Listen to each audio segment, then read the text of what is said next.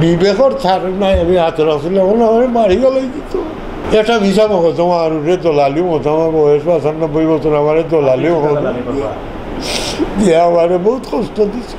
এমন আফুত হল জানো কোনো মানুষের গরু জন্ম না নেয় দুনিয়া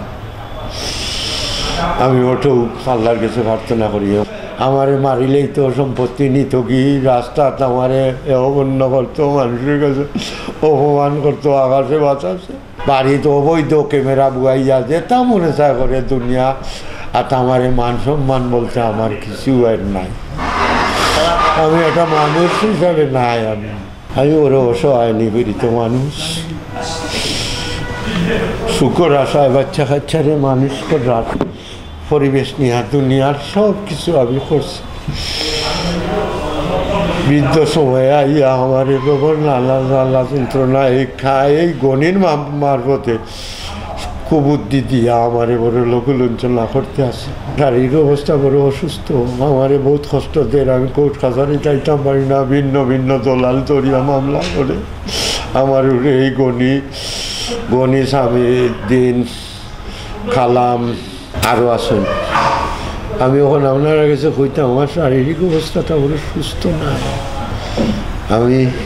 প্রথম কইলাম তাই আমারও বড় যন্ত্রণা দেয় দুনিয়া খেরাতর তার শান্তিরে খারিয়ানের কি সন্তানদের মানুষ করতে অন্য বাবাদের মতো আমিও সব কিছু উৎসর্গ করেছি লেখাপড়া করিয়ে উচ্চশিক্ষার জন্য বিদেশে পাঠিয়েছি কিন্তু আক্ষেপ করে বলতে হয় সন্তানকে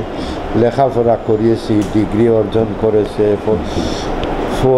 পারলেও মানুষের মতো মানুষ করতে পারি নাই সেই সন্তানের জন্য ও কাতরে সব কিছু বিলিয়ে দিয়েছি সেই সন্তানই এখন পিতাকে কারাগারে নির্বাচিত করতে চায় এর নেপথ্য সম্পদ আত্মসাৎমূলক সম্পদ হরণ করতে আমার সন্তান এখন অত্যাচারী রূপে ধারণ করেছে আমার ছেলে আব্দুল গনি ৪৪ আব্দুল ওয়াহাব ৩২ আব্দুল কালাম ৩০ এবং সন্তানদের পক্ষ হয়ে আমার ভাই সাবির উদ্দিন ৫৭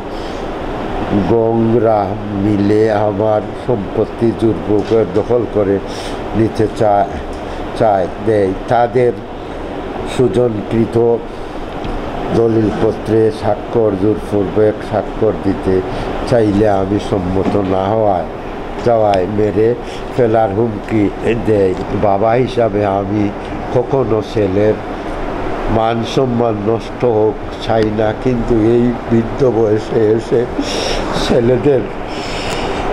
লুসানলে থেকে বাঁচতে নিজের আত্মরক্ষার জন্য আইনের আশ্রয় ও সংবাদ করতে বাধ্য হয়েছি অর্থবিত্তে বলিয়ান আমার ছেলে এবং হুমকি দিয়েছে যেসব সাংবাদিক ও মিডিয়া আমাকে সহায়তা করেছে তাদের আরও মামলা দিয়ে নানাভাবে হয়রানি করিবে ও সাইবার আদালতের ট্রাইব্যুনালে যে মিথ্যা মামলা করা হইয়াছে তাহা থেকে তাদের নিঃশর্তে মুক্তি মিথ্যা মামলা খারিজ ও ভয়ঙ্কর প্রতারক আমার সন্তান আব্দুল গনির বিরুদ্ধে যথাযথ আইনগত ব্যবস্থা গ্রহণের অনুরোধ করছি।